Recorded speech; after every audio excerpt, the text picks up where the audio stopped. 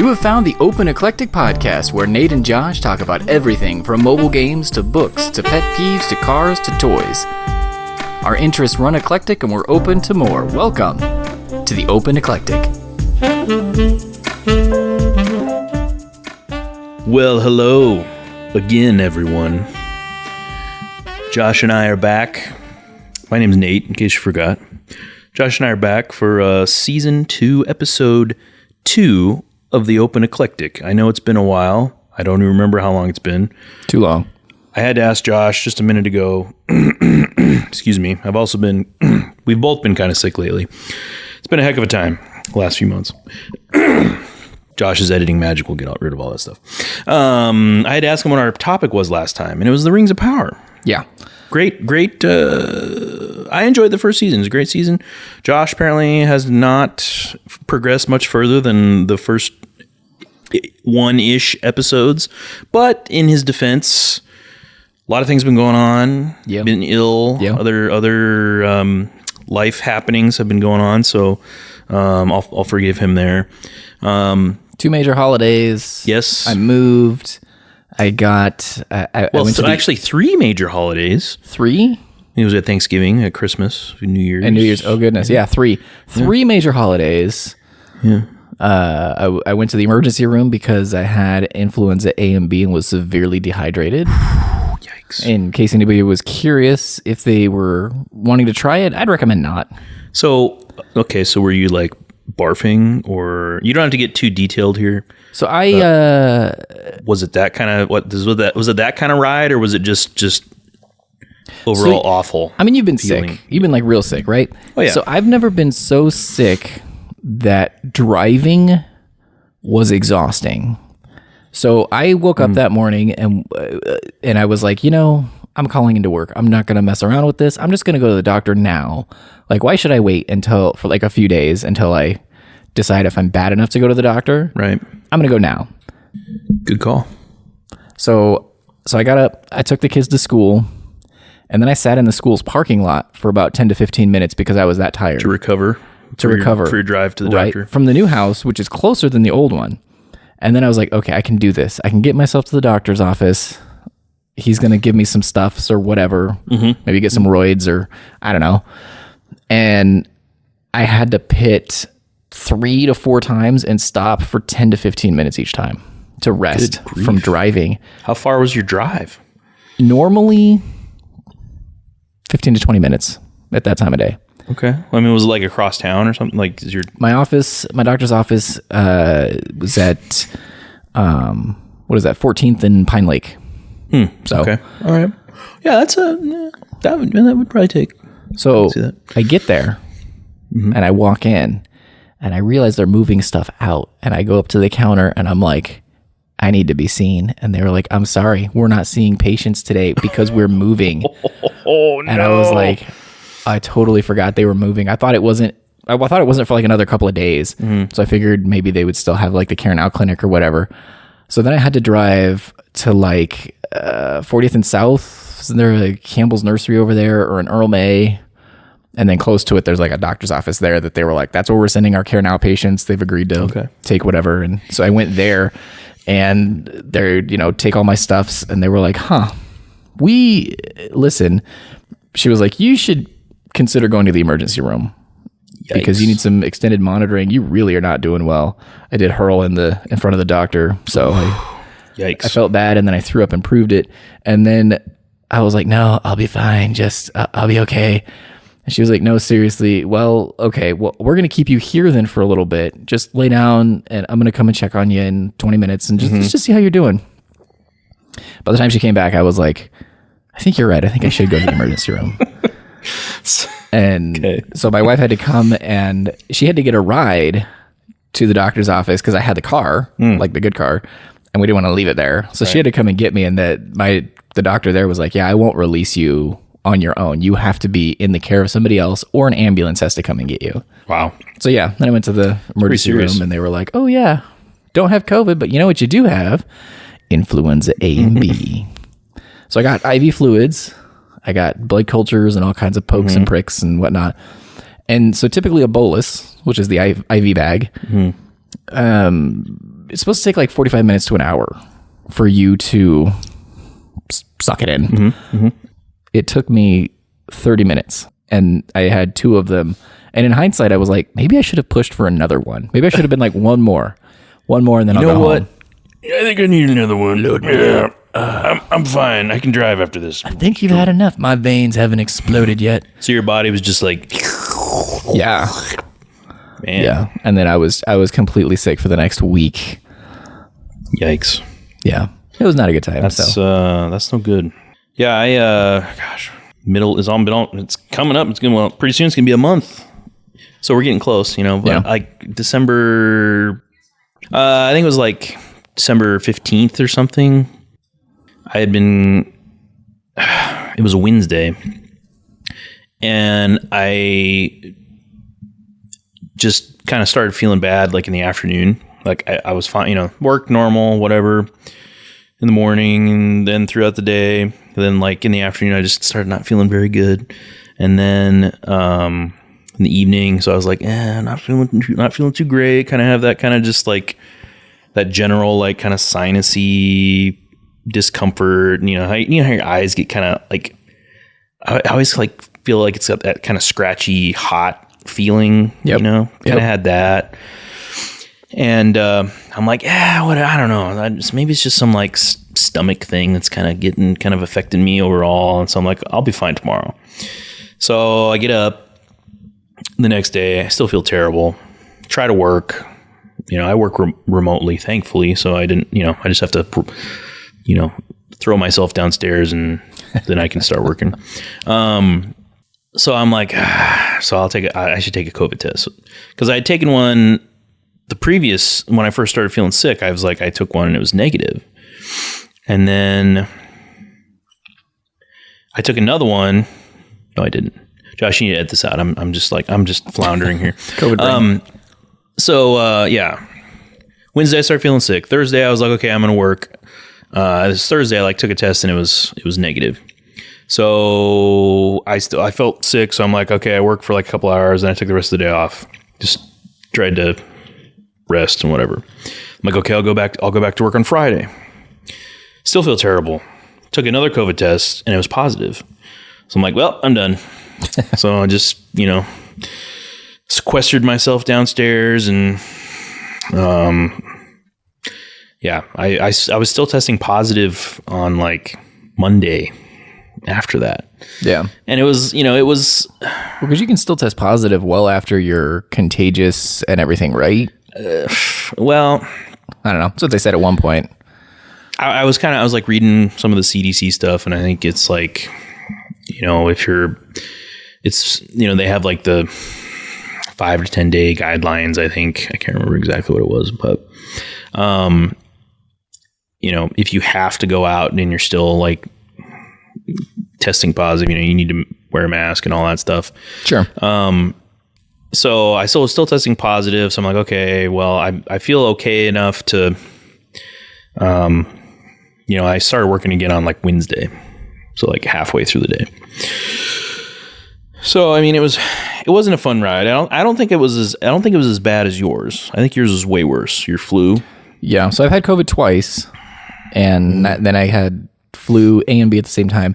The flu was way worse than either of my. It sounds like it. It was so bad. Because COVID for me was like, it was at first it was like all of my sinuses, like all congested, and then just kind of that general kind of sick feeling. And then the sinuses finally cleared, and it kind of like moved into more like the chest, like, kind of like a lot more coughing and stuff. So I'm like, this has been like a really bad, like cold, essentially, like sinus infection kind of thing. And, it wasn't the worst I've ever felt. I'll say that. Like when I've been sick, right. I felt, and I think like flu, I probably felt has made me feel worse. So, I was well for like maybe a week and a half after this. I was well enough for like the next week, my dad and I went and saw Avatar, which 3D, the special effects great. We don't have to spend a lot of time talking about this. We watched Avatar. It's 3 hours. It's really long. And we were in the the fancy, they call them the Dream Lounger chairs at the theater, and you can recline. And so my dad actually fell asleep during part of it, so I had to wake him up. I mean, it kind of there is a stretch where it's kind of that middle stretch where it's just kind of like, not as much going on. So was it true? So what I've heard that Cameron has said about the movie is he's making like 20 more of them. Well, when people complain about the length, he was like, whatever, get up and go to the bathroom because you're going to come back and see it again. Is like, first of all, like what an insane. I mean, it's James Cameron. I mean, still, he doesn't mean he should say it, but I'm like, it's James Cameron. I can understand. Didn't he peak with like Titanic? Yeah. Well, I mean, yeah. But now this is coming from you, who is an Avatar hater. I did not care for the first Avatar. Which is okay. I made it halfway through and I just gave up on it. I don't feel strongly about that either. You say that and I'm just like, okay. Yeah, I mean, it's fine. I can understand it because listen, you had a great time with your dad. I'm happy to hear that. I just want to know, like, are you gonna go see it again? No. No. I think that's the biggest draw for it, which is fine. Is the technology is the effects, the CGI and the 3D, and that was like, I remember, how like 50 years ago when the first one came out, I went and saw, my wife and I went and saw it, and I remember the 3D being, really, kind of blew my mind. I was like, man, this is awesome. This is great. Because I didn't really watch too many 3D movies. This is probably the first 3D movie I saw. Yeah, I think. And I mean, the effects were great, and I found it entertaining enough, that I liked it. And I think I didn't go see it in the theater again. I did, I rented it on DVD. So for the kids listening at home, that's like a disc that they put movies on. I think it was a Redbox. I'd have gotten a Redbox. No, was it Redbox? I bet it might have been Blockbuster. I think it might have been Blockbuster. I bet. So I think I rented it once and watched it. So I probably saw the first one twice total. Okay. My dad, however, I didn't go see the first one with him in the theater, but he liked it enough to buy a copy on it, like a digital copy on his iPad. Wow. Oh, okay. So, yeah. And so my experience with the second one is pretty much the same. Like the 3D is cool. The effects are cool. Like, afterwards reading about how they filmed it, like all the like camera technology and stuff that Cameron kind of has developed. Yeah. All of that I found really cool. Yeah. Like the way, like for this one, they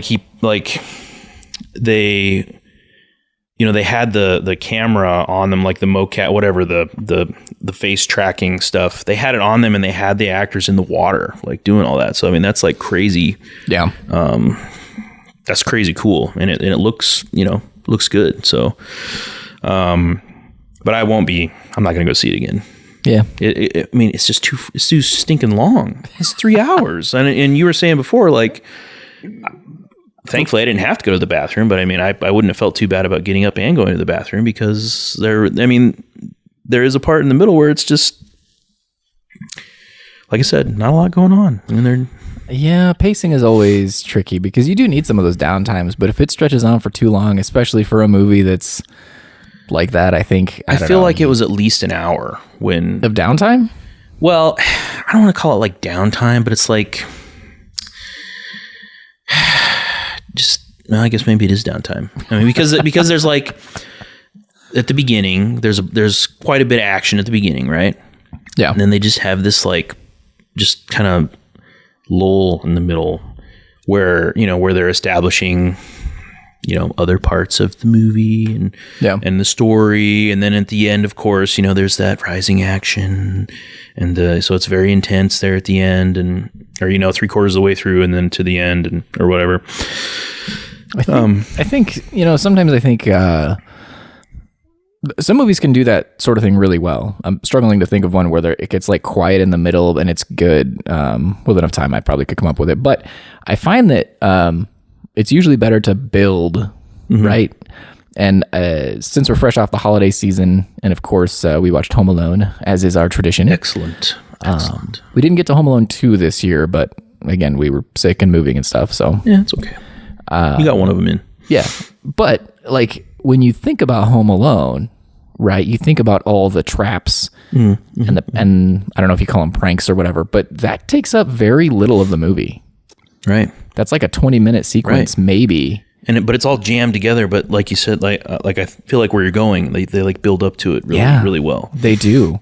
And there's stuff that they, that could be like a masterclass of like Chekhov's gun, right? Of like you show something earlier that seems inconsequential maybe, and then it comes back later and that sort of thing. And it builds and it tells a lot of story so that the action makes sense.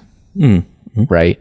And so sometimes though, when you have a movie that starts out with like, bam, wow, really cool opening action sequence or whatever, and then it goes down into the exposition, if you will, the exposition's good. You need it, right? Tell me a story, good. But sometimes it feels...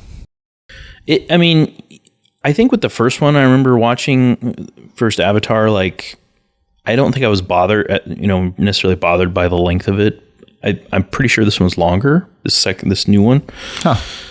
I think you were saying it was longer. I don't know for sure, but I didn't look at the runtime. It's like 3 hours. 3 hours 12 minutes crazy. Is the runtime for the Avatar: Way of the Water. But in this one, I definitely noticed. I'm like, watching it, and I'm like, I wonder what time it is. Yeah. And anytime you ask yourself, like in a movie theater, like, I wonder how much of this is left. Like, what time is it? Yeah. To me, that's like a real bad sign. Yeah. I did check my watch at least like once. Ooh, yeah, for sure. Now, there were, in this like middle period, there was some action-y stuff, and it all, would all lend itself to the story. But again, it's like it kind of dragged a little bit, like, because what it's building to, or you get to that. Yeah, you probably figured it out. There's going to be the conflict that happens. Yeah, at the end. It's climax of one type or another, and you have to build to it. But it's like it took them a heck of a long time to get there, and I'm sure Cameron would be like, "Well, we have to because sure." And sometimes you can though. Like you think about like The Godfather. That's a long movie. Godfather Part 2, longer movie. That's like two movies they wedged into one, and somehow it works. But it's because they both build and build and build and build, as opposed to building and then again exposition without substantial building. But I don't want to sell it too short. I know you're not going to watch it. No, I'm not going to. But I don't want to spoil it for our loyal listeners. No, fair enough. I wouldn't want you to either. So there is building and there is purpose to the stuff that I'm talking about as the middle. But it is more of a lull because you kind of expect this to be like, this is an action movie, man. This is like super exciting, and there's tons of action. Yeah. But it's just it was long. It was a long movie, and like I said earlier, it's these movies are. I think they're great because of kind of the spectacle they have of the effects and stuff, and the world. The visual world that Cameron has created. It's not a great showcase of like acting and all this stuff. Yeah. There are good performances. Zoe Saldana is really good. She's awesome. Nice. There's other has some major names in it too. You mentioned before we started. You had mentioned Sigourney Weaver. She's back. Spoiler is in it. Oh, it could be a flashback. I don't know. I haven't seen it. There are flashbacks too. So anyway, Sigourney Weaver's in it and Kate Winslet. And I didn't even know. Okay, so I didn't even know Kate Winslet was in it until I saw her name in the credits. Nice, which is cool. Yeah. There's another guy that's in it. I can't think of his name now. But he's I've seen him in other things, and he's really good. Who else? Of course, Sam Worthington, who is, I liked him in the first one. He's Jake Sully. I couldn't have pulled his name out to save my life, and I cannot. Okay, hold on. Let me picture him now. I can't tell you anything else he's in. Terminator Salvation. Oh, I think that was the one I skipped. Really? Yep. So that was like, okay, so like, I think that was before Avatar. Is that the one with Christian Bale? Yes. Yeah, I actually really like that movie. I liked it a lot. Yeah, I'm gonna have to check it out. And he's it was a good role for him. I mean, I think he just played it well. And he's an ex-con that he's a con, not an ex-con. He's not really reformed. Not really. He was like on death row, and then the Cyberdyne company with Helena Bonham Carter comes into the prison. I did not remember she was in that. And then they're like, hey, you're gonna die anyway, so you want to sign up for this thing where we basically like turn you into a Terminator after you're dead. Like, oh, okay. I think that's what it was. It's been a while since I've seen it. But anyway, so he's in jail. He signs his life away or whatever to Cyberdyne. Comes back as a Terminator, an augmented. Yeah. And it was cool. And then Christian Bale, and he's a good guy.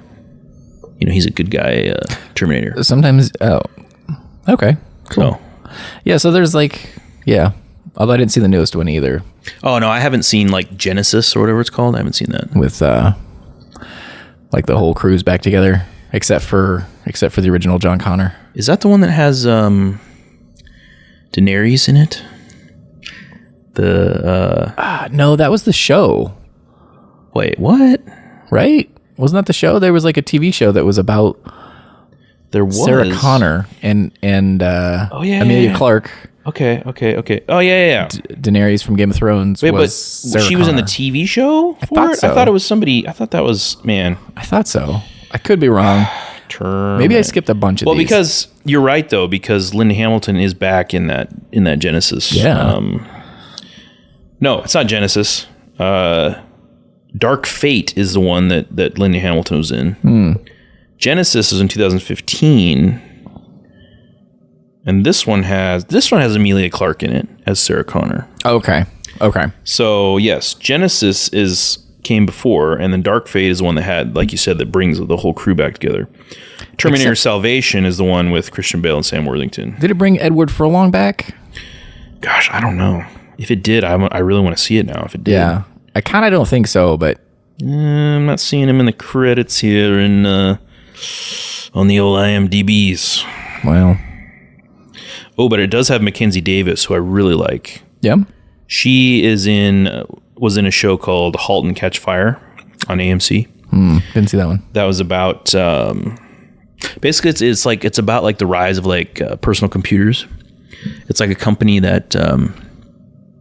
It's a fictional story, but it's like a company that kind of comes up at the same time as Apple and Microsoft, IBM, and so they basically, it's like a guy that works at like a calculator company or something. In this universe, those three companies came up close to the same time. Mm-hmm. Okay, so they were like trying to compete with like Apple, and it's just kind of, and then it's a drama basically, and so she gets hired at some, later on down the road as like a punky programmer, like computer programmer. So, but she's really cool, and she was also in. She was the voice of the main astronaut in one of the episodes of Love, Death, and Robots.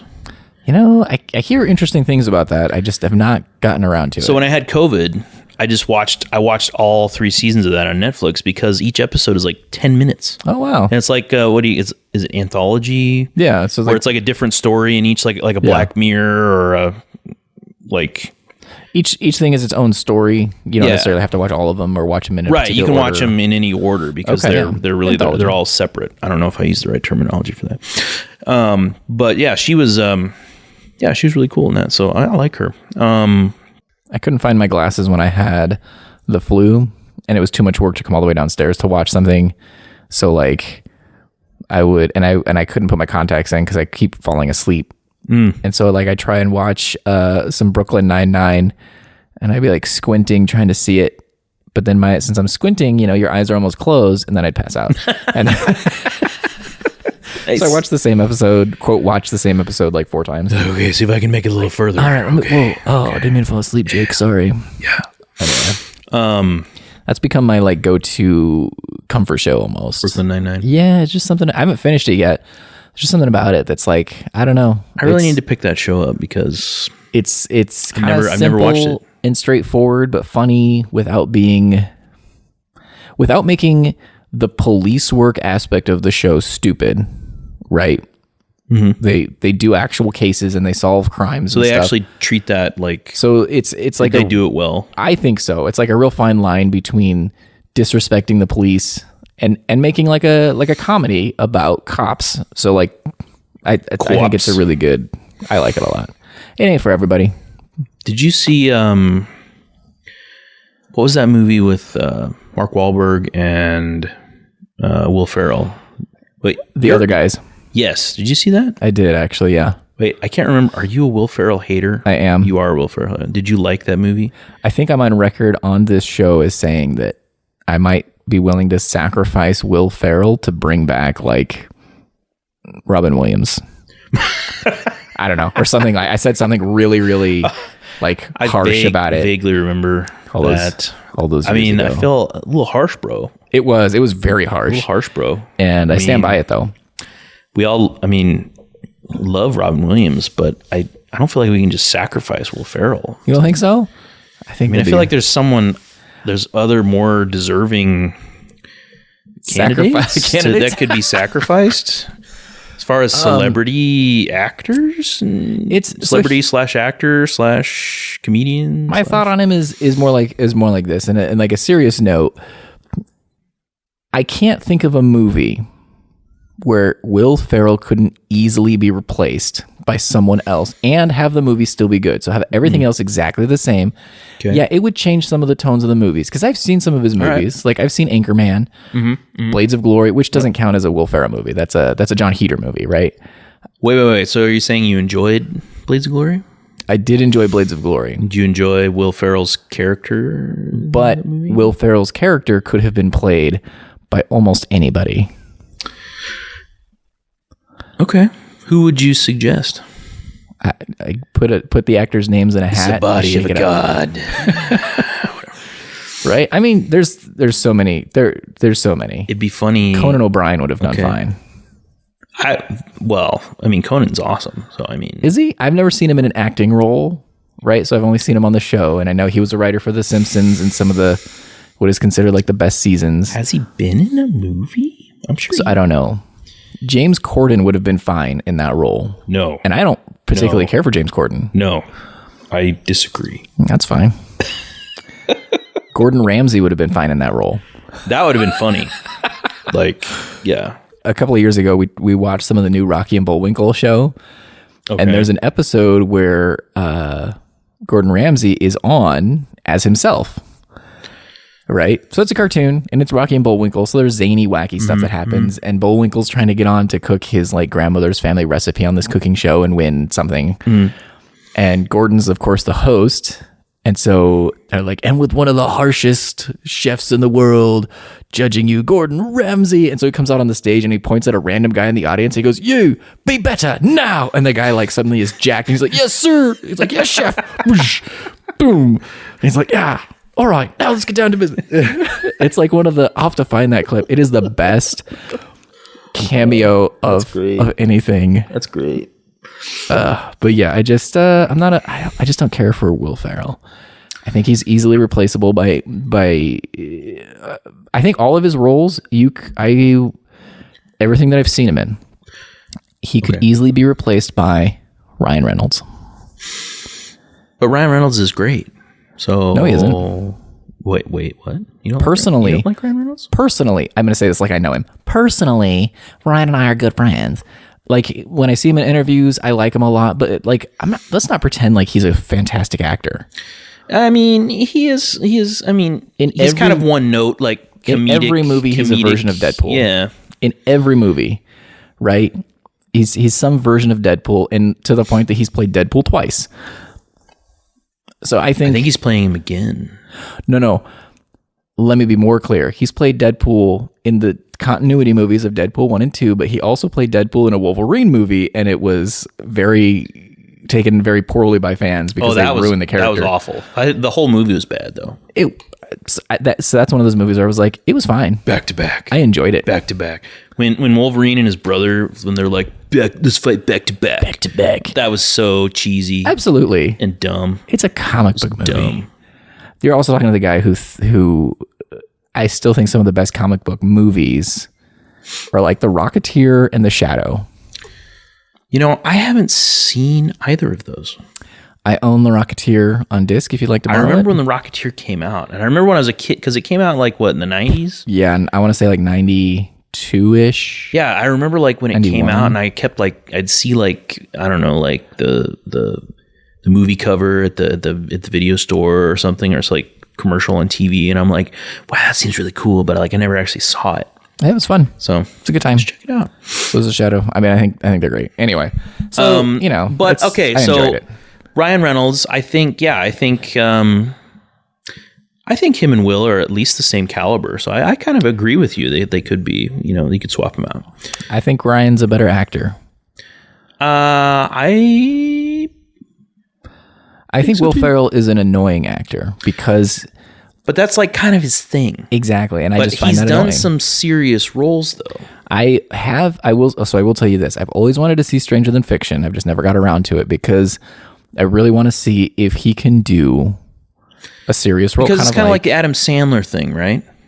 Yeah, like sure. Sandler was just stupid, like sophomore, I guess, just immature or whatever comedy. It was great. If Sure. for that kind of, he had that nice run in the early 90s, coming off SNL and all that. Sure. Happy Gilmore but then he does Punch Drunk Love, and it's just like, whoa. I haven't seen that one either. What? I know. Must. Because he did that, and then that's the other one, Uncut Gems. Yes, so I've heard amazing things about that. I have not seen it. We should watch that and maybe review it on show. Yeah, let's do it. Have you seen 8 Crazy Nights? I believe I've seen most of it with you at your house. That sounds years ago, and I kind of think I fell asleep. I love 8 Crazy. It's one of the best holiday movies. Literally, I think it is one of the best holiday movies, and he does 8 of the voices in it, animated. Yeah, but it's a different. It actually has depth. The characters have depth, and the acting has depth. And I think Adam Sandler is an example of somebody who can do serious stuff. He just prefers the silly. And plus Will he Ferrell makes a crap ton of money off the silly. Well, yeah, he does. And I think he's learned how to bridge it a little bit too. Did you see Grown Ups? I think I saw the first one. So originally Grown Ups was supposed to have a bunch of guys from SNL basically do this movie, and they were going to make it years ago. And unfortunately, Chris Farley died. And so then they were like, we don't want to we need to find somebody appropriate to replace him or not make the movie. And if we can't make it happen right, then it's not going to happen. And eventually Kevin James took that role on, to the point that, so Chris Farley's thing in SNL, like in every sketch he was in, he broke a table, right? Or he broke something, or most of them. And he did that in a lot of movies too. And so like Kevin James does like a Chris Farley thing where he like falls on a table and breaks it and stuff. And it doesn't look like, as you're watching it, it's like, oh yeah, it's a natural progression of the movie. But like, if you know, then you know, and you're like, oh yeah, there you go. Gets me nice a little tribute. Anyway, it's a good example of Adam Sandler. I don't know, acting a little bit more. He's still silly in the movie. It's a comedy, right? Oh yeah, so definitely. It for sure is, but it's a different tone than his other stuff. So I think he has range and depth. I mean, he's a really talented performer. I mean, because he does, and he sings. He did SNL. He does like just live comedy. He does music. Like 50 First Dates. That was kind of a more I don't know. It's like it's like a heartwarming comedy thing. It's a heartwarming comedy. Sean Astin, awesome. Just like so. I have a friend who's been experimenting with steroids. Just say it's you. What? It's not me. Love, yeah. That Sean Astin was so fantastic in that movie. So I've only seen him in like a few things, actually. Sean Astin? Rudy was the thing that I always saw him in when I was a kid. And I love Rudy. It may surprise you to know I have seen that movie. Do you like it? I enjoyed it. It's great. It really was. Very, very heartwarming story of Rudy Rudiger. I watched that. I had that on tape. I watched it so many times when I was a kid. Because, I mean, I was a big football fan. Mm-hmm. And I'm like, it's a movie about football? Sign me up. Right. I couldn't just, there was no YouTube. Couldn't go online and watch clips of football or whatever. You don't know how good you have it, kids. You really don't. So I saw him in that, and then Lord of the Rings, of course. Right. And I didn't see 50 First Dates until like way after it came out. I think I saw it on TV. But I'm like, it's funny. That's really funny. Yeah. I also saw there's a dystopian movie that he's in where everybody wears these headbands to make everybody the same IQ. Oh, is that based on a Kurt Vonnegut I think story? So. And he like, even with the mind numbing thing that he's wearing, he's still like super smart.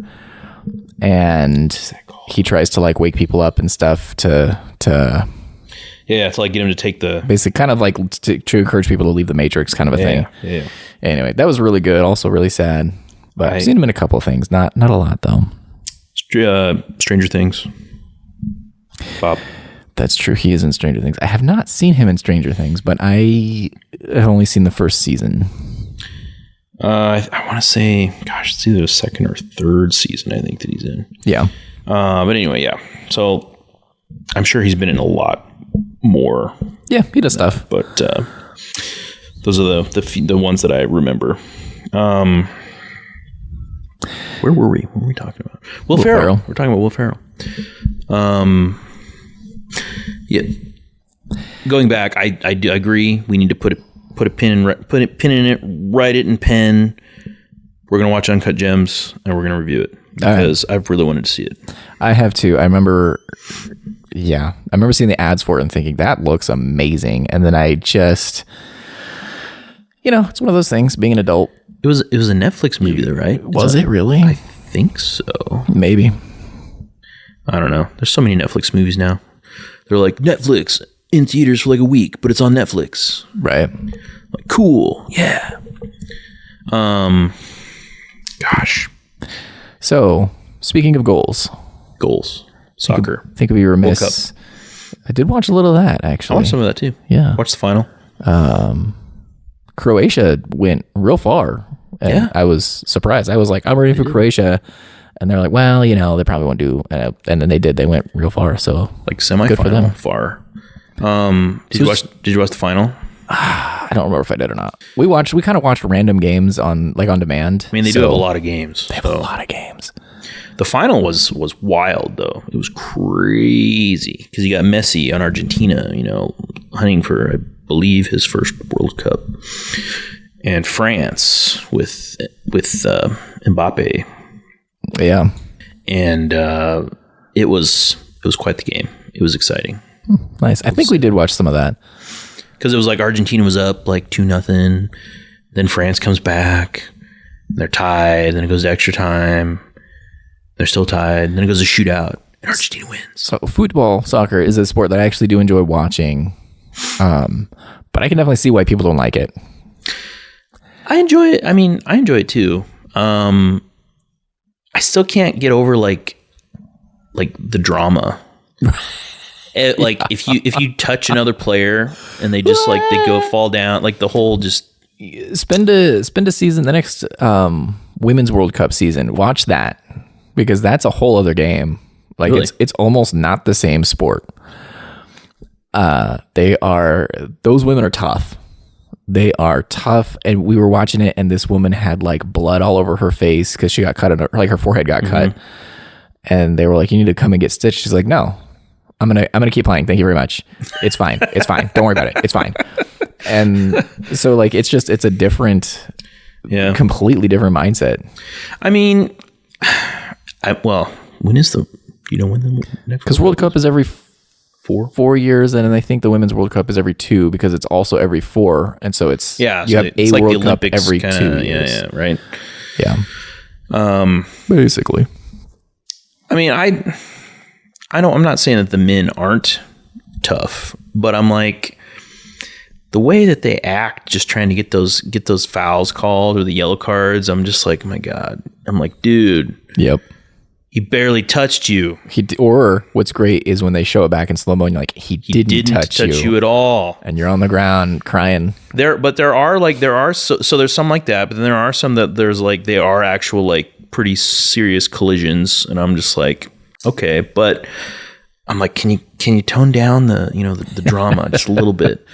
And, I feel like, it's like they're trying to get fouls called. They're wasting time. I'm like, just get up. Just play. Keep playing. I know. It's the armchair coach coming out. Just do your job. Yeah, come on, man. Come on. I could go out there and do that. As I wipe like Cheeto Puff crumbs all over my shirt or whatever. The fields are huge. Massive. Soccer, the pitch is huge. Yeah. I mean, they run like, gosh, I don't know. It's something wild, like 8-10 miles or something, probably more. It's a ton. And you're limited in the number of subs you get. Yeah. So, which I didn't know until my wife's got to explain sports to me. Yeah, it's not like an American football where you can just sub, in and out. It's like once you come out, you're done. Yeah. And you get like, and it varies from like competition and league to league. Like some of them give you like 3, like you get 3 subs, and some of them give you like 5. And I'm not sure what World Cup is. It might be. Is it? I thought it was 2. 2? I could be wrong, but I thought it was 2. I think it's more than that. I want to say 2 is not very many. No, it's not. Not very many. It was low enough that I was shocked. I was like, "There's no way. How do you do that?" So you got guys running the whole time. Yeah. No wonder they're so like sweaty. Yeah, and then you got that whole red card thing. So if you get a red card, that position is that player is just gone. You can't replace that guy. Yeah, that's crazy. Yeah. So I was going to say, like, speaking of goals, though, like you'd mentioned you almost made your reading goal last year. Ah, yes, I did. Yeah. And so are you doing a reading goal this year? I am. So I do it through Goodreads just because, whatever, I settled on that. We should make an open eclectic Goodreads account. Oh, and we can, a good idea. People can read along with us. That's a good idea. We should do that. So last year, I ventured to read 5 books. For the year? Yes, and I only made 4. Now, I realized in the company of greatness here that you read a lot more than that. But yes, I wanted to read 5, but I only made it to 4. I almost got to 5. It was a pretty low year for me last year, actually. I think I was maybe double digits, honestly. Okay. Like 10. Okay. So, so I was like, 2021, I set a goal of 5 and I only read 4. Then in 2022, I set a goal of 5 and I read 4.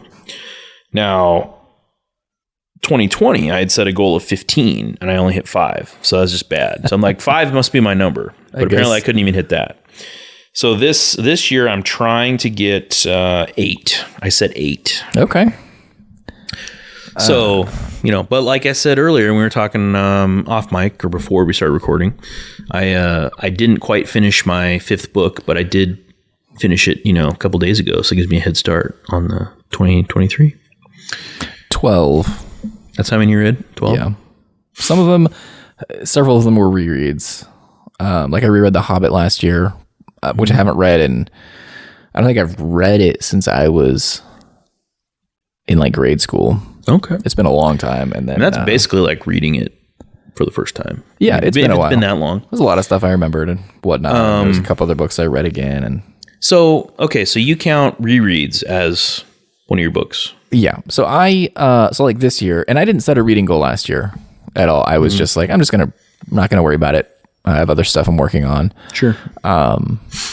This year we had a friend who she was like, well, hey, I printed off like 5 random reading lists, like goal lists. So I was thinking, if you want, I'll let's mark the ones that we want to do and put it together and have like 50 types that you're supposed to read.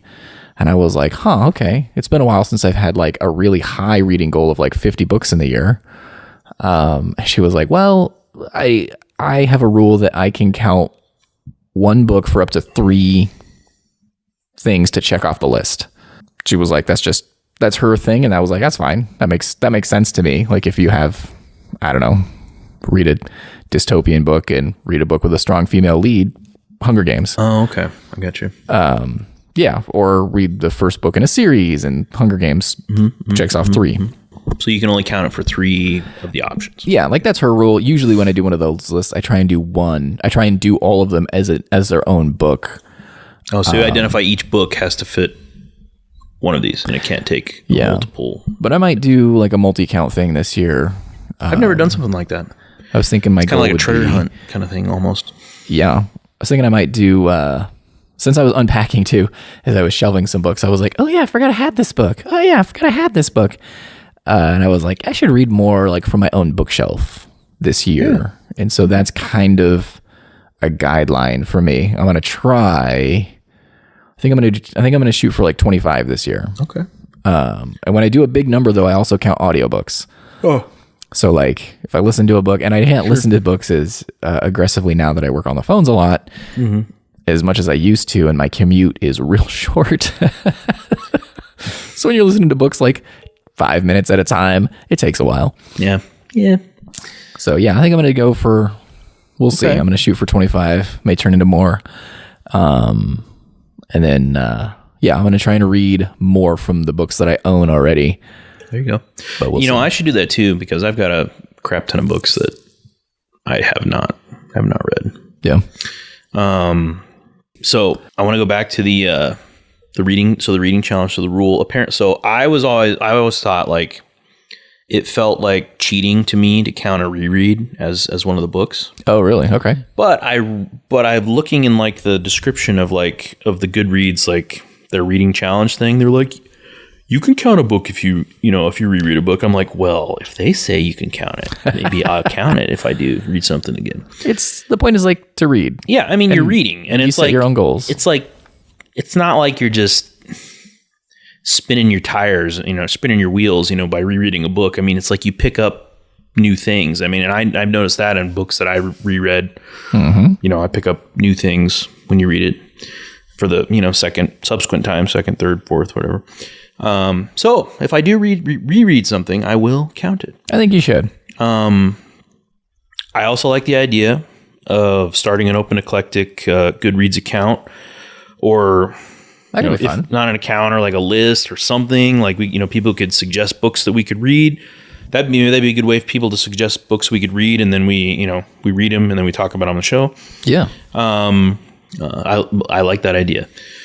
So you said that you didn't set a reading challenge last year. Nope. Because you had a lot of other stuff going on. I remember one of the things you had going on was your, like you were trying to post a photo for every day of the year. How did you do on that? Did not make it. I got to almost, I want to say I might have got to almost 300 days, or maybe over 300 days. I could go back and look, I guess. I don't know. One day it kind of like slipped. And then after that, I was just like, you're like, I'm off the wagon. Done.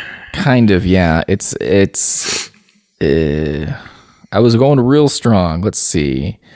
So the last one I did in that one, 321 of 365. That's pretty darn good. So it's pretty solid. I would call that a success. It went well. I did kind of, it was interesting to, reminisce a little bit about the year and how parts of the year, it's like the Olympics, I set like different themes for myself. I didn't have to stick to strictly, but like obviously January is January, like we talked about on one of our episodes. Yep. And then last year the Olympics were in February, maybe. Yeah. So I did like a week or two of Olympic themed shots, and I got we did some fun stuff with that. And so it just kind of, I think it went well. And even when I was, I went to a camp for work, to a blind camp for work, and I was told that they would have Wi-Fi, and like I could log in and work and do some different things while I was there. No, they didn't. and there was no service within like, so I had to drive like, I started doing it every day because I had like my snap streaks and I had my photo streaks. And so like I would drive 20 to 30 minutes every day to like go where I could, there was a place that had free Wi-Fi, and like that was the closest place I could go. And I would go to their parking lot and like log in, do my posts, make my phone calls. And then there was like spots on the road where you could pull off. And there was one spot that actually had cell service too. And so like I'd call the fam on those and stuff. And I was gone for 7 days, maybe. I think it was a full 7 days.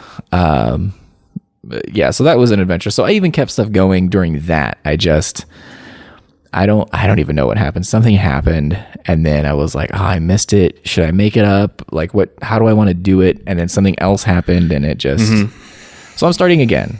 I started again. So I still gotta shoot and post today's as of this recording. Right. We'll get it in. We'll see. We still okay. Yeah, we got plenty of time. Oh yeah, and I count waking hours though. So if I, as of right now, as we're recording, it's 10:30 at night. So even if, I don't know, like when we do a game night, and if it spills over like into midnight, after midnight or whatever, and I take and I post, it counts on that day because I didn't go to sleep yet. Okay. So it is like a soft rule for myself. Because cool. Schedulings are weird. No reason to be like super duper strict about it. I mean, not for me. I mean, I think it's just, the goal obviously is to just try to get, try to get something. Yeah. Every day. And in the new house, I have an area that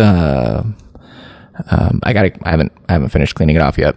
So like all my toys are piled up on it right now, but it's like a nice white background and like a well lit area. So I'm like, even when we first look at this house, I was like, this will be the photo studio. And so that's what that will be. You saw it. You're just like, boom. I did. Yeah. Instantly. I opened the door, turned on the light, and I was like, photo studio. And storage.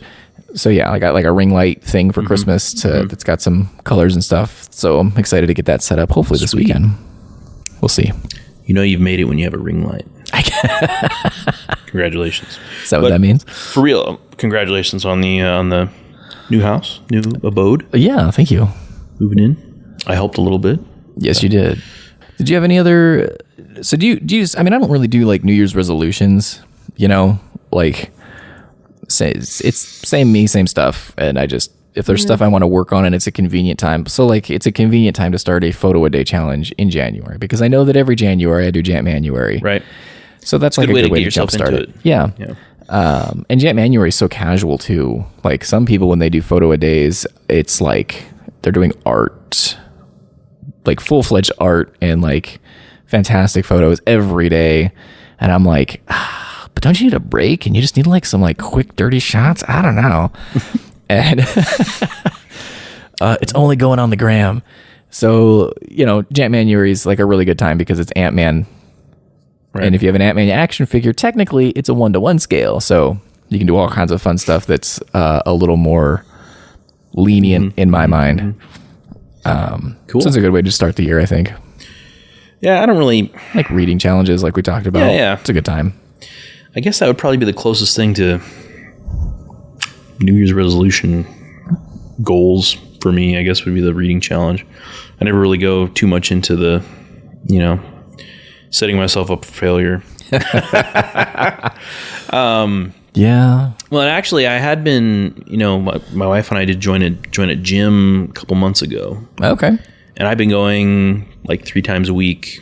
Good for you. Which, and it was easier than I thought it was going to be, and it was easy to stick to it. Because I would do it like every other day basically, like, and like I would do it Monday, Wednesday, Friday, and so I funnily enough, or unfortunate, or whatever you want to call it. So I went on Monday, the week I got sick with COVID. And on Wednesday I got sick. Right. So I was planning on going to the gym on Wednesday night, like after work and after my wife got home. But then I was like, well, I feel sick. Nope. Haven't been back since. Yeah. Because, so I had COVID, then like maybe about a week where I was okay, and then I'm pretty sure I got strep and was out, like that was last week and coming into this week. And so I'm like, So I'm telling myself this week, I'm like, I'm going to hit the gym Monday. Next Monday, I'm going to try and start it again on Monday. Nice. I was thinking about trying to get to the gym in the morning, like before work. Ugh. I hate going in the morning. I go in the evening. I know some people do in the mornings. I can't do it. Yeah. My gym isn't open late enough is the problem. And because you go to the Y, right? Yeah. And they close at like reasonable hours for their employees, which is unreasonable for me as a, right. Because like my ideal time would be like after I get the kids to bed. Right. And then like maybe put around the house a little bit. Then I would go to the gym. Yeah. See, we go to Planet Fitness. So they're open like 24 hours, 24 hours a day. Yeah. So does make that more convenient. I remember that when we were members of the Y, I'd be like, man, when am I going to go? I'm like, if I go right after work, it's super busy. Yeah. Because everybody goes after work. When I work 7:30 a.m. to 5:30 p.m. So like, that's like a long day sometimes. And then it's like I get home and my kid's bedtime is like 7:30 still, 7:30 to 8. Yep. Unless they've got like tonight, my daughter had basketball practice and Wednesday night we do have youth group stuff, but for the most part it's relatively early. But by the time I get them to bed and I'm ready to go, the gym's like closing. Yeah. So I'm like, all right, maybe though, like my health should be more important. I started listening to 12 Rules for Life by Jordan Peterson. And like whether or not you agree with his politics, this book is pretty good. It's got really simple, kind of easy to follow stuff about guidelines for your life. And one of them is like real basic. It's like clean your room. Be amazed at like how accomplished you feel after just cleaning your room. And one of the things is take care of yourself like you would take care of your pet. Because he's like, if your pet needs medication to be administered at a certain time every day, or maybe multiple times a day, you'll do it. You'll figure it out. You'll rearrange your schedule. You'll do it. Even though the animal's going to fight you on it because they don't want to have their injection or take their pill or whatever, right. They will. But then when it comes to your own body, you're like, whatever. It's true. Yeah. So I was like, I should make my health a higher priority. I should really. And so I've, tried to do little things of drink. I mean, I've started like drinking more water, because it's kind of impressive how much that can just help your body overall. It's really hard. Like, I mean, sometimes I feel like it's really hard to drink water because I'm like, man, I'm thirsty. I should drink something. I'm like, water? Nah. How about an energy drink or coffee? Right. Or soda or anything other than water. When I was sick, this is going to shock you. You might want to sit down further. When I was sick, I went 8 days, no coffee, no nothing, only water for like 8 days. Did you have like withdrawal? No. I was sleeping so much that even if I did, I wouldn't have noticed. True. Plus, I mean, you have like a headache or whatever. I'm like, well, you probably already have a headache. I was so dehydrated that like, there was like no symptoms. And then, so I'm like back at work, or maybe I'd pulled a shot. I think you sent me a snap. Yeah, that's right. And I was like, this was my first coffee in like 8 days. It was euphoric. Bet. Yeah, it was wild. So, I was like, maybe I should reduce the amount of like caffeine in general that I'm drinking and like be a little bit more deliberate and careful about that, up the water intake. And then this last week I was like, I should drag my butt to the gym. Yeah. I want to say, I don't know if I like quite would say that I like missed it, but I'm kind of like, I kind of enjoyed going to the gym. It was just kind of a nice, and it didn't take like a super long time. It was maybe like, I'm not like going too crazy with it, but I'm like, right. I feel good. Yeah. So I'm like, it sucks that I've been sick and just felt like garbage and in general. And so I haven't felt like going, but I'm like, you know what? I need to get back to it. Mm-hmm. Well, good for you, Josh. Good. I do it. Those sound like, sound kind of like New Year's resolutions. Kind of. It just happens to coincide with. I started listening to the book in December. Maybe Close it was enough. November actually. Close enough. And I was just like, I just got to that chapter and I was like, nah, he makes a really good point. Take care of yourself like you take care of other people or your animal or whatever. I should do that. We all should. And I'm going to have the goal of unpacking my house this year. So There you go. got all year to do it. Hopefully I'll make it. Check that one off. Yeah. Did you find that you threw a lot of stuff away when you moved, or like stuff that you're like as much as I had thought we would? Really? Okay. And as I'm unpacking, not as much as maybe we should have. The time frame that we moved in was tight enough. Because usually you do a purge before you move because you don't want to move your junk, right? Right. But it came a point where it was like we could go through stuff slowly and get stuff packed, or we could just pack it all and move it because that would be quicker and like a better use of our time. And so that's kind of what we did. Although now that I'm unpacking, I'm like, I don't know if that was the right decision, but it doesn't matter now. Yeah. No, I know what you mean. Moving is, it's exciting in a lot of ways, but in other ways you're like, it's kind of a pain because it sucks. You got to pack stuff up, you got to move it, you got to unpack it, We lived in our old place for 10 years. Yeah, so there for a long time. The amount of stuff you accumulate. And when we moved into that place too, I told Shelly, I was like, we're staying. Like, I don't want to move for a long time unless something happens, or, I'm not like closed off to opportunity. Right. But I don't want to move here with the mindset of like, this is a temporary location, or like, let's see how this goes for a couple of years and then find another place, which is kind of the mindset you have like in an apartment. Right. Which is what we were in an apartment building before that. And the place we moved into was a duplex. And then now this is a house. So there was that kind of mindset too. And then now that we're here, I was like, man, not moving every couple of years is why we accumulated so much stuff and didn't like do better purges. And then moving here, I was just like, ugh. Now that we're here, I'm like, I don't want to move again. I want to die in this house. Well, yeah. And it's like, and moving it sucks. Just the experience of moving, like all the packing and coordinating and stuff, that's never really any fun. Nope. But it becomes, as you get older, it just becomes less and less We had tolerable. We had a lengthy debate about whether or not we should ask people to help us move or if we should just hire movers. Right. And it went well with people helping us. Real grateful. We made it work. It worked fine.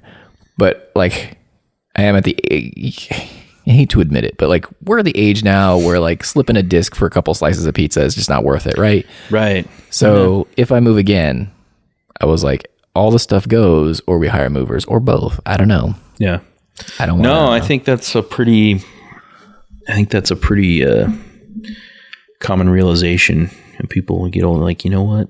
Although we're going to the gym now, so like maybe, I don't know. Yeah, we could start a moving company too. Oh geez. Like, oh yeah, get a truck, or the Open-Eclectic Movers.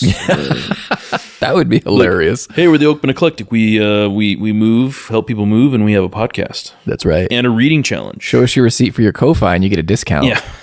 How much is the discount? $2 off. What? Yeah, $2 Per Ko-Fi. That would be funny.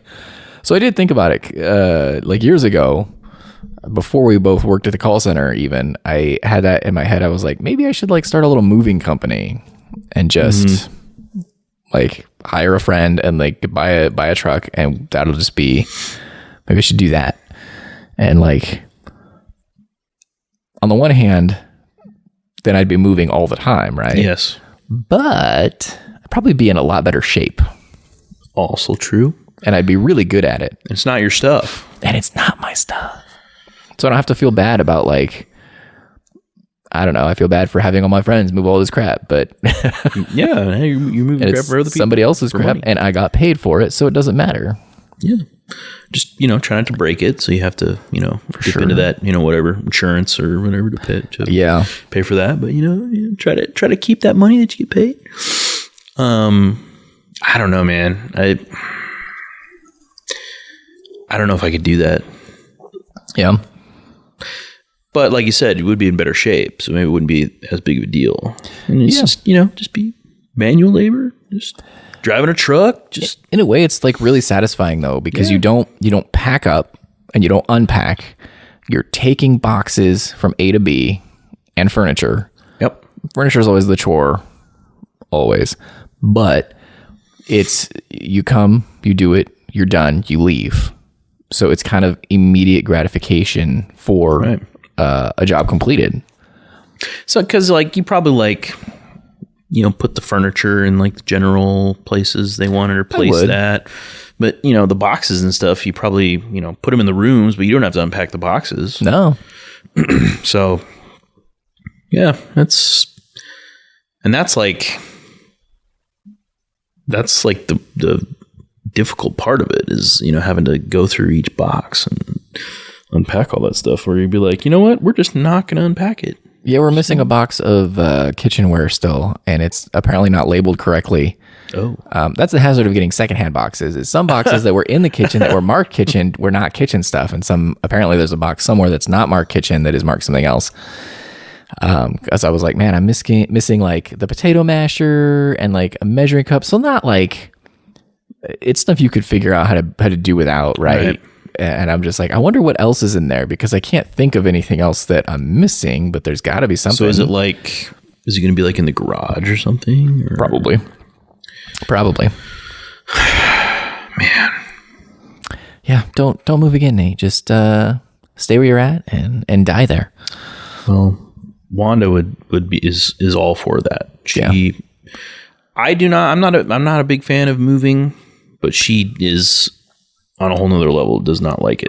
So she's same as you. She's like, I'm gonna die in this house. Yeah, it's weird. Perspective is weird too. Time. So up until my last place that I said I was at for 10 years, I moved on average every 12 to 18 months of my life. On average, that's often. That's very frequent, right? And that's with that 4-year stretch when I lived over on 14th Pine Lake, right? Mm-hmm. So there's that, and I'm accustomed to moving, and although I've definitely gotten soft in the last 10 years, let me just tell you that. Martin really doesn't remember the last move very much, but my daughter, this is the second place she's lived. Mm-hmm. And I was like, man, it's one of those things as a parent, like, you don't know how lucky you are. I hope you appreciated that. Yeah. No, I mean, totally.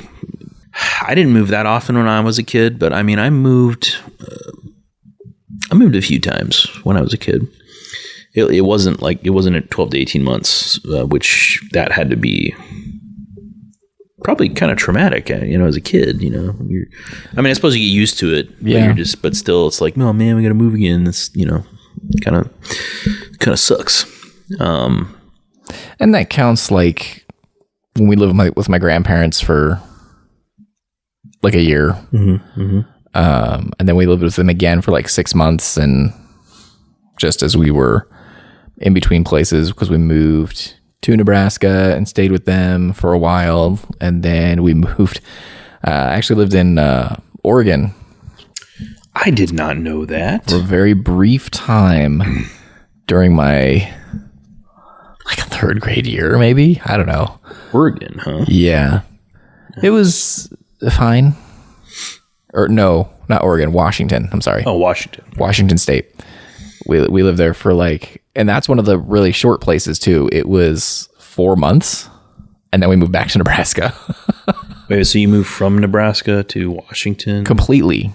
Back to Nebraska. Not we left stuff here and we did a light move or anything. In a year. We packed up, we moved. 4 months later, we were back. 4 months? Yeah. I did part of a school year there and then finished off the school year in my old class. Wow. That's wild. It was. I can't even. Less than ideal. I should ask my mom about that. Be like, hey, why? What happened here? What the heck was that? What was that? Because my stepdad went out early because his job stuff, right? And then we packed up and moved and stuff. And anyway, I haven't thought about that in a long time. So it was for his job then? Yeah. Okay. Wow. I hope his company paid for the move at least. Not a clue, man. He worked for Duncan Aviation until he retired, and then he chose to move from Lincoln's location to like Provo, Utah, with the intent of retiring there. Mm-hmm. So like that was his. So is that where he lives now? Yeah. Cool. I've always lived in Nebraska. I've never lived in another state. Really? I did not realize that. Born in McCook. That's right. Moved to like North Platte. Listeners, if you aren't familiar with Nebraska, you can find a map and look for all these little puny towns.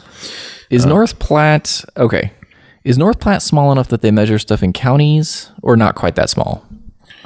Or was it when you lived there? Maybe I should put it that way. Like, what do you mean? Like, so if you go out to like, I don't know, some of the more rural places in Nebraska, like Lincoln and Omaha are for sure like Lincoln and Omaha. Right. You barely know what county it is. But when you get out into the smaller rural areas, they don't measure it in towns. They're like, it's a few counties over, and then they know all the names of the counties and like. No, so like North Platte is, I mean, it's small, but it's small compared to Lincoln and Omaha, obviously. Yeah. But it's, it's a decent sized town for, Nebraska standards. Right off the interstate. It's actually like directly north of McCook. McCook is in southern Nebraska. Oh. But you take whatever highway it is, you can basically just take that straight up from McCook to North Platte, get on the interstate from there if you want. You can go all the way out to the west coast, or you can just go east, whatever, take a left or right. You get to the Big Rock, you've gone too far. Yeah. So I lived in North Platte for a little bit. I mean, I vaguely, I don't even remember most of this stuff. North Platte, and then Ogallala, which is even smaller than North Platte. But their claim to fame is Lake McConaughey, the ocean of Nebraska. So I lived there for a little bit, and then my dad and I, we lived in Kearney for a long time. Mm-hmm. Well, to me, it was a long time. I mean, that was basically my entire like kindergarten to 8th grade. So like my elementary school. That's a substantial amount of time, Long time. Especially as a kid. Yeah, lived in Kearney. I like Kearney. It's a good town. My dad went to college there. He went to college later in life. So he got a business degree from UNK, University of Nebraska, Kearney. We lived in probably, let's see, 1, 2, 3, like 5 different places in that town. And then we moved to Lincoln when I was going into my freshman year of high school. So yeah, that was my journey from McCook to Lincoln. Never lived outside of Nebraska. Wow. Visited a few of the states here in our great United States. That's wild to me. Well, I do know a few people who've like lived in Lincoln their whole life too. So I know it happens. It just. I mean, I'm a well-traveled Nebraskan. I've lived in different towns. That's true. That's true. Yeah, but I mean, like, so when I think about that, I'm like, man, I've never lived anywhere other than Nebraska. It's kind of sucks. I don't get to see all these other places unless I go on vacation. But then, I'm thinking, you went to that exotic state of California, Washington. Yeah. But it's like, it's not like you spent a lot of time in any of those places, right? I mean, it's like you're moving every 12 to 18 months or even less than that. I mean, I was born in California, and then we moved here, and I lived here for a couple of years, and then we moved back to California. And then summer of my second grade year, we came here. And this is where I've been ever since, except for that brief stint in Washington. So, like, I basically lived in Lincoln my whole life. At this point, I can say I've lived in Lincoln my whole life because... Now, would you call it your hometown at this point? Would you claim it as your hometown? Because for a long time, I was like, no, Lincoln's not my hometown. I'm like, I was born in McCook. Kearney is where, I grew up. Yeah. But at this point, I'm like, I'm from Lincoln. Lincoln's my hometown. Yeah, that's what I say. Yeah. I'm from Lincoln. But that's fine. I mean, we're an okay size city, I think. Yeah, Lincoln's a good town. I like it. It's not too big, not too small. Yeah. It's got, a little bit of everything. People are sure trying sometimes. Yeah. I was just talking with somebody today about the Haymarket and how when my coworker was in college in like the early 90s, she was like, you didn't go to the Haymarket by yourself as a female. You had to have a group and you had to have a male chaperone, at least one with you. Whoa. She was like, not that I ever heard of anything bad happening. It just, that was the vibe. And now they worked really hard to making it like an appealing, fun destination place as part of Lincoln. So yeah, they definitely, we've got that going for us. It a lot. I remember, when I was in high school and college, there wasn't a ton to it. No. It was like you got the mill and the couple places that are around there, and it's like the costume shop. Yeah, may it rest in peace. And Knickerbockers. I forgot about Knickerbockers. Rest in peace. Now it's a hotel or parking garage. But yeah, like they in the last 10, 15 years, they've really put a lot of effort into making that a happening locale. Yeah, there's a bunch of great food places down there and different shops and stuff. There's an escape room that I went to last year sometime. That was pretty good. Yeah. The arena. Yeah, the arena, I guess. The alien spaceship. The arena. No gladiators in that arena, though. It's a little disappointing. Are you sure? Maybe they do some type of like extreme fighting event there. I don't know. And now they've have you noticed they're trying to section it off now too? Because there's like the Haymarket, and then there's downtown, and now there's the Telegraph District, and so they're like partitioning it off a little bit. And I'm like, is that where the other mill is? Yeah, and Nelnet, the Nelnet building or whatever that's over there, and it's fine. Telegraph District. Who they think they are? Right, it feels a little too New York City or something. we got boroughs here in Lincoln. We would kind of do with the air park. Yeah. I feel like that kind of started it. It's fine. I'm not really serious about it. No, I don't care. Yeah, whatever. I think it's cool. I mean, gives it character and gives the town character. I mean, we got a lot to offer here, It's pretty cool. Not like, we ain't just one traffic light, post office. No, we got two traffic lights. Yeah, we got two. Yeah. Bobby Fischer played chess here. Oh, really? Mm-hmm. He played chess in a lot of places, so it's not really... Not like super special. Yeah, it was a small tournament.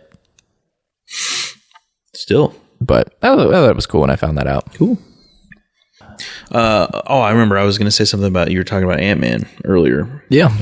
Have you seen the trailer for the new... I don't think I've seen a trailer. I know the title, like Quantum of Solace. That's the James Bond one.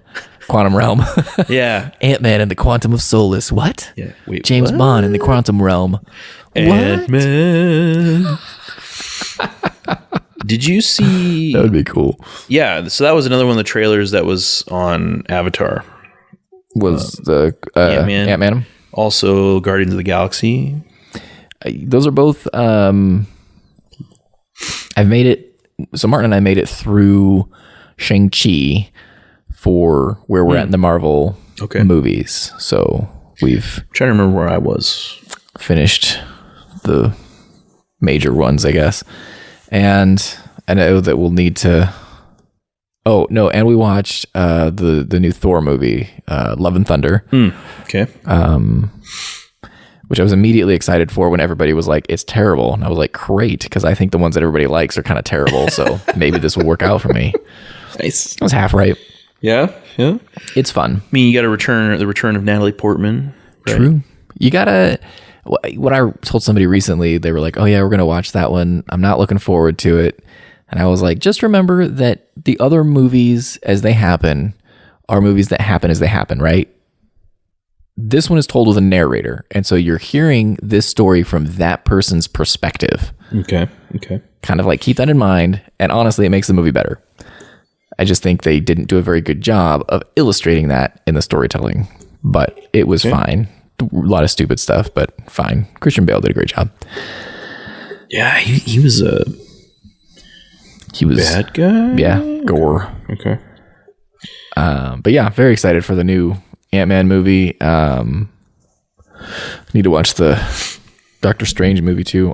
Which I heard was super trippy, so I was excited for that too. That sounded great. I have not seen that one either. I made some progress on the Marvel movie / show list. Then I made the mistake of I got to a certain point and I was like, you know what? I really need to go into it. So I looked up this really exhaustive list that's talking about all the you need to watch all these shows and everything, just and all these one shot things, and it's so it bloated my list huge. Now I'm just well, I don't know. It was after I watched Loki. Okay. Which I was going to ask if you'd seen that. No, I decided to skip all the shows. So Loki was really good. I heard Loki. That. Wanda keeps trying to get me to watch WandaVision because she says it's really good. I've heard it was good. I've seen the first couple episodes. I thought about watching She-Hulk, but not because I care about She-Hulk at all, but because it's got Charlie Cox's Daredevil in it, which That's I like. Right. So, and they might be bringing that show back. I've heard. I keep hearing whispers about it. I hope so. I liked it. I liked it. I liked the Netflix Marvel Cinematic Universe. Yeah, me too. That was. Well, Punisher. I didn't finish Punisher. I love Punisher. Yeah, that's great. John Bernthal. I'm still. We've talked about John Bernthal before. We have. Much as I love John, and as perfect as he was, because really, I don't know that you could have gotten any better. I still think I would have been down for another Thomas Jane Punisher. Yeah, that was a good one. I like that movie. I like that a lot. And that came out years ago. Long time ago, yeah. Yeah, so I made, what did I do? So I got into the Spider-Man. So I watched the Spider-Man movies. Yeah. And I enjoyed those. I really liked those. I showed the first Tobey Maguire movie to my son before we moved. Sorry. I watched the newer Spider-Man ones? movies. Sorry. I think we've only seen one of the Holland ones. But I liked it a lot. The one with Batman. Which one? The one with Batman. Michael Keaton. Oh yeah. You mean Owl Guy or whatever it is? Yeah. Well, apparently he kept doing that to Tom Holland, in between takes or whatever. He'd get real close and be like, I'm Batman. I was like, yes.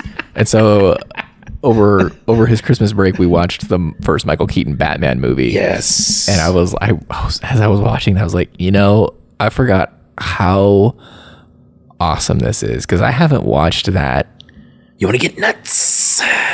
Let's get nuts. Since my first apartment, the little basement place? Yes. I haven't watched it since I lived there. Yeah. Little bookstore now. Oh, really? Yeah. Bookstore. Oh. It's a bookstore. You can go in, see the old place. Oh, okay. It feels even smaller with all those books in it. I bet. And it wasn't a big apartment. No, it wasn't. You were saying you watched the Tobey Maguire Spider-Man? Yeah, we watched the first one, and surprisingly, my son liked it a lot. Actually, he was like, "That was really good. That was okay." You need a hero to save us. Good old Chad Kroger. Yeah. So okay, in my expansion, my bloating of my Marvel list, I put those back on there. Yeah, I think you have to, because I'm like, yeah, I might. I don't know. Have you too much? Did you watch Spider-Man Into the Spider-Verse? No. But I feel like it's a crime every time I say I haven't seen that. People are like, It's really good. I've heard it's really good. Yeah. It doesn't feel like you have to watch it, because it doesn't affect the MCU at all. Right. It's kind of its own standalone thing. So that's kind of a nice break. Okay. Well, and then another thing that like further expanded it was my list was that Carnage, the Venom movie Venom with Carnage, Tom Hardy. Venom is the character. Yeah. Like, because they were like, no, it's not part of the MCU. But then they're like, oh my god, it is part of it. I know they can't make up their mind. It's just. But I'm like, whatever. Okay, throw that in there too. I'll watch that because I haven't seen those and I want to see them. You know, Nate, I think since you're bloating the list so much, you need to add the Blade movies as well. Okay. Because technically in the comics... That's Dark Horse. It was Dark Horse and now it's under Marvel. So you're telling me that Blade is a Disney princess? Yep. Okay. All right. No, so there's rules for Disney princesses. Okay. Dana Scully is a Disney princess, isn't she? Why? Fox? Don't they own Fox? No? I don't think so. Somehow I was thinking that she was somehow in there. Maybe I'm wrong. Not quite. Maybe. I don't know. Yeah. Anyway, so you're saying rules. I mean, there's kind of rules for being a Disney princess, right? Like, typically you talk to animals in some way, or you have, like, an animal guide of some kind. Okay. Yep. Okay. All right. You don't have to have a musical number, but it helps. So, okay. So you're going really, like, hardcore. Like, this is, like, very... these are my rules. Regimented... that's why very well-defined rules for princess. Yeah, and that's why Princess Leia is not technically a Disney princess. She doesn't have like an animal companion, no musical numbers. You could make a debate that the droids, but they weren't hers. They didn't stick with her. I guess you could make an argument too that you might have to marry a prince to be a Disney princess. Because they all kind of, none of them stay single, do they? Can't think of one. So wait, so you're not a princess if you get killed? Married? Oh, no, you have to get married in order to be fully a Disney princess. Oh, okay. Right? There's got to be a prince. You have to have your like male counterpart. Okay. So like Rapunzel, then it gets tricky because like, or was Rapunzel DreamWorks? Maybe she doesn't count at all. Okay. Anyway. I'm not crazy. Disney bought Fox. Really? So Dana Scully is, well, if we're being, if we're just saying female character. Major female character. Yeah, she's a Disney princess. I think the Xenomorph is a Disney princess too. Maybe? The alien? All right. All right. I don't know. Sigourney Weaver, is she a Disney princess? Well... Now we're just going off the rails. I'm sorry. So I was like half listening when you're saying like the rules, like they have to be they marry. Speaking of going off the rails, somebody asked Ozzy Osbourne, what is the worst interview question he always gets asked, or what he gets asked by fans that he hates the most? He goes, "What does bat taste like?"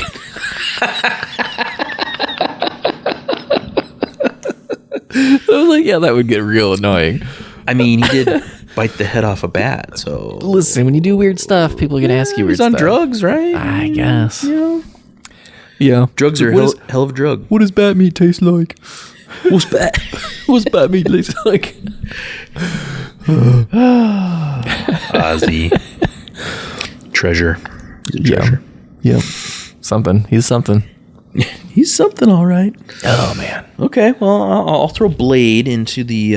all three of them. Into the mix. Speaking of Ryan Reynolds. That's right. Is he in Trinity. all of them? No, he's only in the last one with Wesley Snipes. Okay. Well, then there's a Blade show, too. Is that recent? Relatively. Or maybe they were thinking about making it with like... I don't know. Maybe there was a Blade show and they were going to do another Blade show with Marshall Ali. Apologies, I think I butchered his name. I don't even know who you're talking about. Oh, really? Oh my goodness. I'm like Ali, like great. Now I'm gonna have to try and I'm trying to blank on. You know what? Let's try and Google it. You Googleize it? Oh. No. He was in the Cage Netflix show. Oh. Green Book with Viggo Mortensen. No. Okay. Cool. True Green Detective. Marvel Luke Cage. Swan Song. Let me see if I can get a good picture of him here. Wait, so what's his name again? I don't have to answer that. That guy.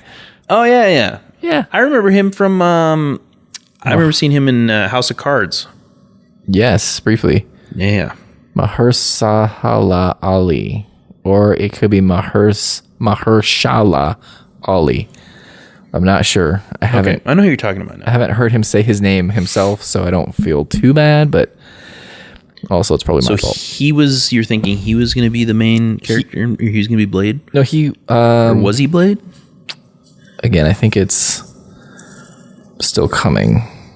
Oh. 2024. Oh, okay. All right. Yeah. Okay. And I don't know. September 6th, release date September 6th, 2024. USA. Directed by Kevin Feige, so and production company Marvel Studios. So this might be like officially in universe. So is he going to be in the next, like, is he going to be part of the Avengers now? He could team up with Spider-Man. Okay. I don't know. Man. I was going to say something. I could see that. Tom Holland, Spider-Man. Mr. Blade, sir. Mr. Home. He really played that, like, dorky, just eager teenager. Like, it was nice to have wholesome teenager. Somebody younger in the mix, you know? Everybody else was like adults, like fully adults. So, did you see the last the one that had all three of them as the? No, you didn't. Okay, nope. That one was pretty good. It was good. I'm excited for it. It's fun to see old Toby. I didn't see the Andrew Garfield Spider-Man. I never did either. And I'm like, you know, I heard he did good with it. I just never got around to it. Yeah, they all did good in this one, and you know, I don't want to say too much. Yeah, I won't say too much. So a reason to watch Loki, beyond it, just because it's awesome, is way better than I was anticipating it was going to be. Like, people, like, Wanda recommended it to me. She's like, it's really, you know, she's like, it's really good. You need to check it out.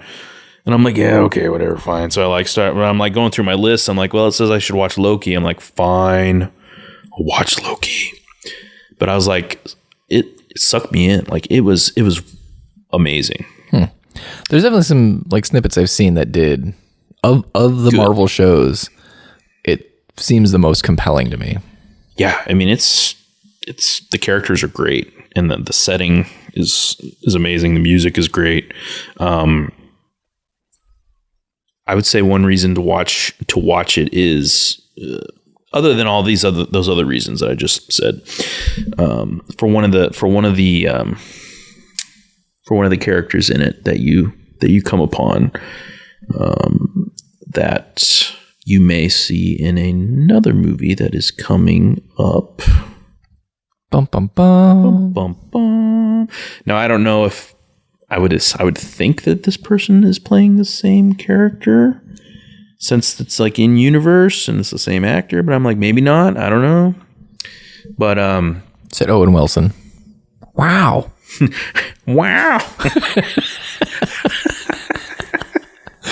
Yep. Is that who you mean? Is that who you mean? Wow. Wow. Wow. Wow. Wow. Yeah, wow. Wow.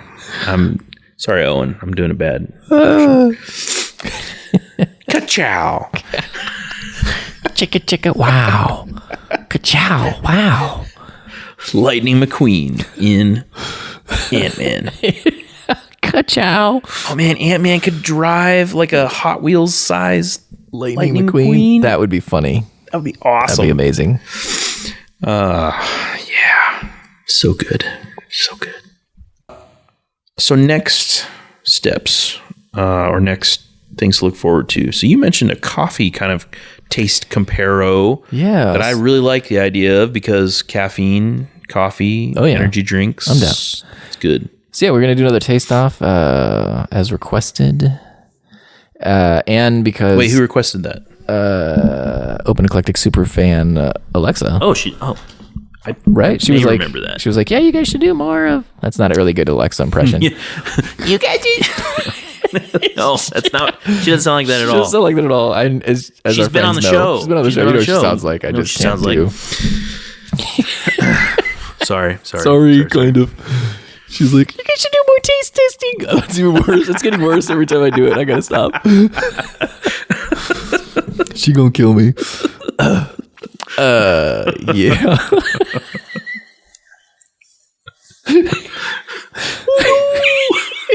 She's all like, hey. Anyway, she'd suggested that we do another like taste off because it was an enjoyable episode, and so I was like, as I was at. There's a new coffee shop that opened up in Lincoln that I am familiar with because it's in Colorado, and so whenever we go out to Loveland, we always go to Ziggy's.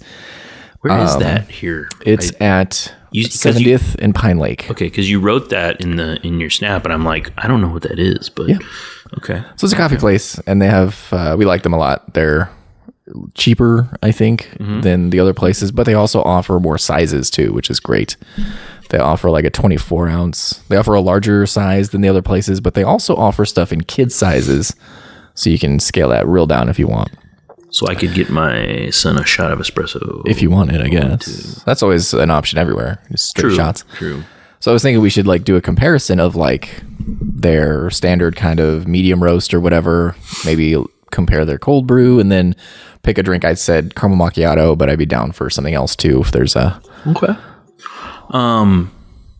Would you say that they are, well, so far, in your opinion, maybe we shouldn't say, I don't know, like, you like them better than scooters? It's hard to say, and that's the other thing that brought it up. Somebody else asked me if I thought they were better, and I was like, I don't know. I think I'd have to like, because when you have to drive 8 hours to the nearest one, right? I always get like pumpkin whatever or like a big frou-frou drink, and it's my travel drink usually. Right. But now that it's here, I'm like, well, now I gotta start drinking like their regular coffee and not feel like, well, I wasted my trip to Ziggy's. So I got black coffee and that's it. Right. Done. One black coffee. So I was like, yeah, well, I should start trying that. And I was like, maybe I should do a comparison. And then I was like, maybe we should do a comparison. Yes. I like the idea. I like that. Okay. So yeah, maybe We're definitely going to do that. Maybe next episode or depending. So we do that. Uncut Gems. Yes. I got to finish Rings of Power. Yes, because we need to talk about it. We need to talk about it again. Yeah. Now, I don't know if Alexa has finished it. Yeah, or Oh, geez, I don't know. I'm not done yet. I can. So it's funny because I can hear. It's funny how your mind's ear works. I can hear her in my head saying, "That's not how I sound. That's not what I sound like." And I'm like, I don't care. Sorry. Jenny laughs, but she did call us old a lot. So I think she deserves it. Yeah. So if you finish, if you two finish Rings of Power, we could talk about that. Although it's starting to get to where it's been so long since I've seen it that I'd be like, what happened? Fresh. I don't know what happened. What are you guys talking about? We when you finish Sopranos, you finish Sopranos, we could have a discussion of that, and we could bring other superfan Andy on because he also loves Sopranos. True. And our reading list, we'll have to look more into this Goodreads account for Open Eclectic, or if not an account, like a list or a there's probably something community. So I don't know. Something. I don't know. But we got some ideas. We got stuff. We can do. It's gonna be exciting. Exciting. That's like on my goal list too. Like we were sick and we had the holidays, so that kind of dragged us out. A lot. But we'll have some more frequent episodes this year. Yeah. For season 2, we had such high hopes. Like we wanted to come into season 2, be like, boom, we got new stuff coming on, and then we're just like, that's okay. That's okay. We can, like Phoenix, we can rise up. We're back. Yep. Cool. Well, it's been a good episode. You wanna send us off into the The Wild Blue Runner?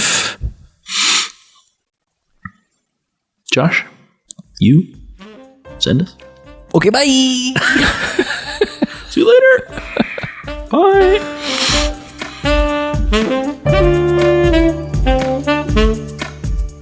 Thank you so much for listening. You can find The Open Eclectic on Twitter, Facebook, Instagram, and MySpace. Want us to ramble on about something specific or have a comment on what you just heard? Send us an email at theopeneclectic@gmail.com. We now have a Ko-Fi if you feel like supporting the show. That's ko-fi.com/theopeneclectic. Or support the show by leaving us a review.